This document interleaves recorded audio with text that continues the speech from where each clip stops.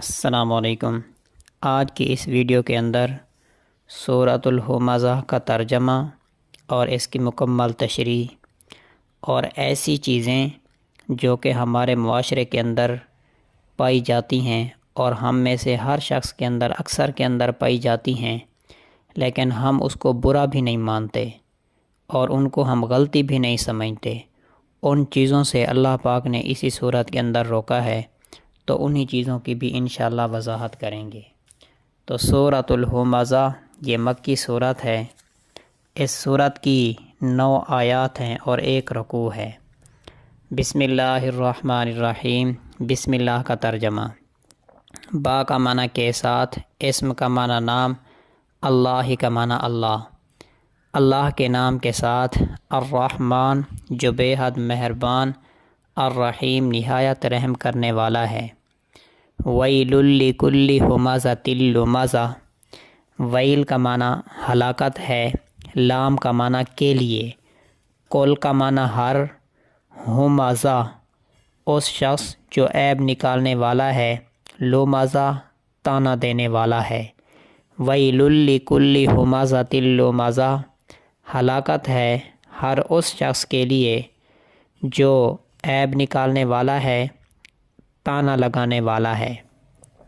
الذی وہ شخص، جمع جس نے جمع کیا، مالن مال کو، وعدد اور گن کے رکھا، ہو کا معنی اس مال کو۔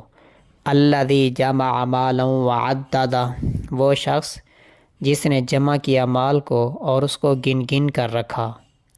یحسب ان مالہ اخلد، یحسب وہ گمان کرتا ہے، ان اس بات کا کہ مالہ مال کا معنی مال، ہو کا معنی اس شخص کا، یحسب وہ گمان کرتا ہے، ان مالہ اس بات کا کہ بے شک اس کا مال، اخلدہ ہمیشہ رکھے گا، ہو کا معنی اس کو، یحسب ان مالہ اخلدہ وہ گمان کرتا ہے اس بات کا کہ بے شک اس کا مال اس کو ہمیشہ رکھے گا۔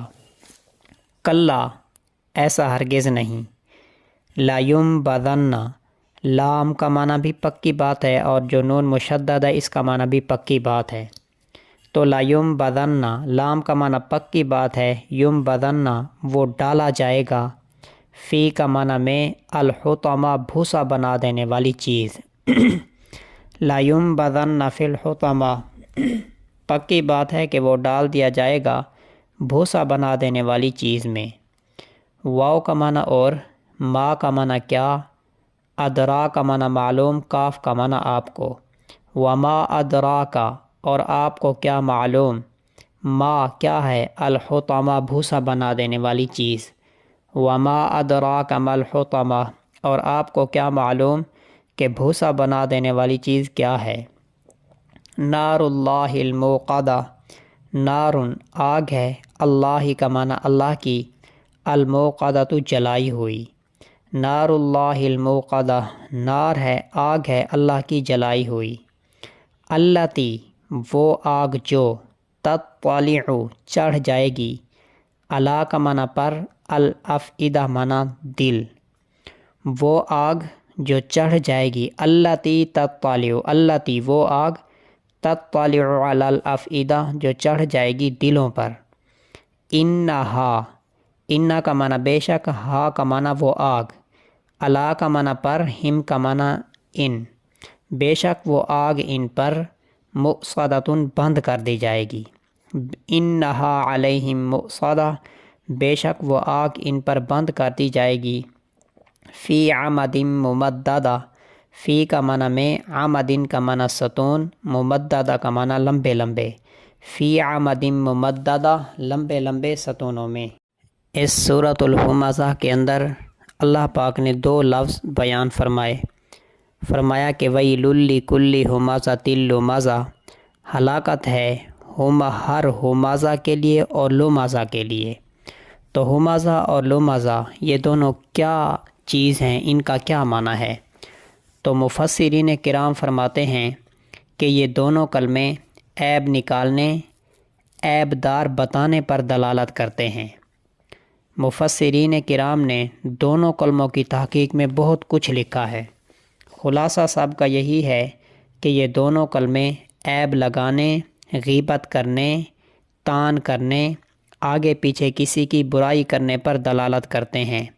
زبان سے برائی بیان کرنا، یا ہاتھ سے برائی بیان کرنا، یا سر سے اشارہ کرنا، یا آنکھوں سے اشارہ کرنا، کسی کو برا بنانا، کسی کے اوپر ہنسی اڑانا، مجموعی حیثیت سے یہ دونوں کلمے ان ساری چیزوں پر دلالت کرتے ہیں۔ گویا کہ جو بندہ اس طرح کرتا ہے اللہ تبارک و تعالیٰ نے اس کی برائی بیان کی ہے۔ اور مفسرین نے حضرت ابن عباس رضی اللہ تعالیٰ عنہ سے نقل کیا ہے کہ یہ جو آیات ہیں، یہ آیات اخنس بن شریک کے بارے میں نازل ہوئیں۔ یہ لوگوں پر طعن کرتا تھا۔ اور ابن جریج کا قول یہ ہے کہ یہ ولید بن مغیرہ کے بارے میں نازل ہوئیں، جو غیر موجودگی میں رسول اللہ صلی اللہ علیہ وسلم کی غیبت کرتا تھا اور سامنے بھی آپ صلی اللہ علیہ وسلم کی ذات گرامی میں عیب نکالتا تھا۔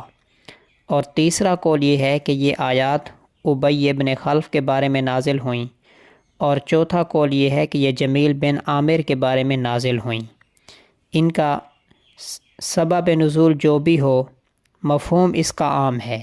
مطلب یہ ہے کہ جو لوگ بھی غیبت کرتے ہیں، عیب لگاتے ہیں، بد زبانی کرتے ہیں، اشارہ بازی کا مشغلہ رکھتے ہیں، وہ اپنی جان کو ہلاکت میں ڈالتے ہیں۔ قرآن کریم میں ان لوگوں کے لیے ویل یعنی ہلاکت بتائی ہے۔ جن لوگوں کو اپنی عمر کی قدر نہیں ہوتی، وہ دوسروں کے عیب ڈھونڈنے، عیب لگانے، غیبت کرنے، تہمتیں باندھنے میں اپنی زندگی برباد کرتے ہیں۔ ذکر، فکر اور عبادت میں وقت لگانے کی بجائے ان باتوں میں وقت لگاتے ہیں اور اپنی جان کو ہلاک کرتے ہیں۔ حضرت حذیفہ رضی اللہ تعالی عنہ سے روایت ہے، یہ مشکات المصابیح کے اندر ہے، کہ رسول اللہ صلی اللہ علیہ وسلم نے ارشاد فرمایا کہ چغل خور جنت میں داخل نہ ہوگا۔ حضرت عبد الرحمن بن غنم اور اسماء بنت یزید رضی اللہ تعالی عنہما سے روایت ہے کہ رسول اللہ صلی اللہ علیہ وسلم نے ارشاد فرمایا، اللہ کے سب سے اچھے بندے وہ ہیں جب انہیں دیکھا جائے تو اللہ یاد آ جائے، اور اللہ کے بدترین بندے وہ ہیں جو چغلی کو لیے پھرتے ہیں، دوستوں کے درمیان جدائی ڈالتے ہیں، جو لوگ برائیوں سے بری ہیں انہیں مصیبت میں ڈالنے کا مطلب نکالتے رہتے ہیں۔ یہ بھی حدیث مشکات المصابیح کے اندر ہے۔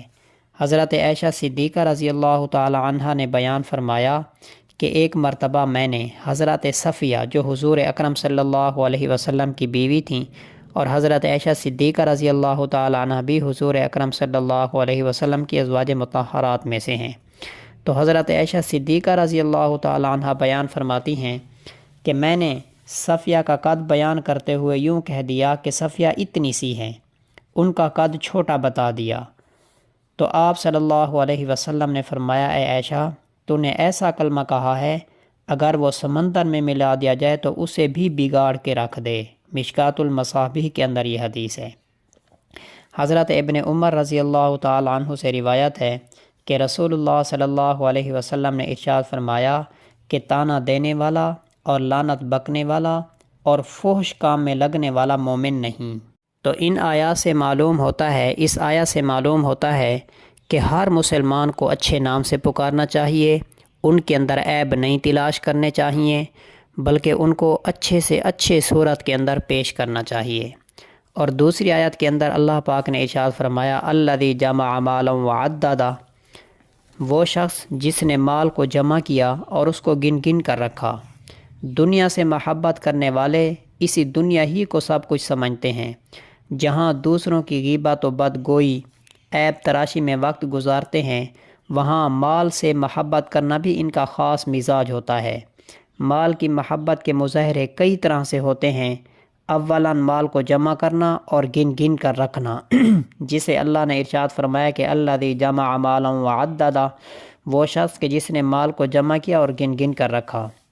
جب مال جمع کرنے کا ذہن میں ہوتا ہے تو نہ حلال حرام کا خیال رہتا ہے، نہ لوگوں کے حق مارنے کو برا سمجھا جاتا ہے، نہ مال کمانے میں فرائض اور واجبات کے ضائع کرنے سے دکھ ہوتا ہے، نہ نیکیاں کرنے کی توفیق ہوتی ہے۔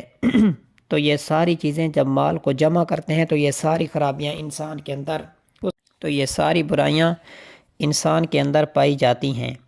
اور دوسرے نمبر پر فرمایا کہ مال جمع کرنے والے مال کو ہی سب کچھ سمجھتے ہیں، ان کا خیال ہوتا ہے کہ مال ہی سب کچھ ہے، ہمیں دنیا میں ہمیشہ رکھے گا۔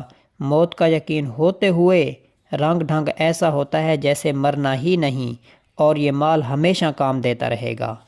ان لوگوں کے اس مزاج کی تردید کرتے ہوئے اللہ تعالیٰ نے ارشاد فرمایا، کلا، ہرگز نہیں، نہ یہ شخص ہمیشہ دنیا میں رہے گا، نہ اس کا مال ہمیشہ اس کے پاس باقی رہے گا۔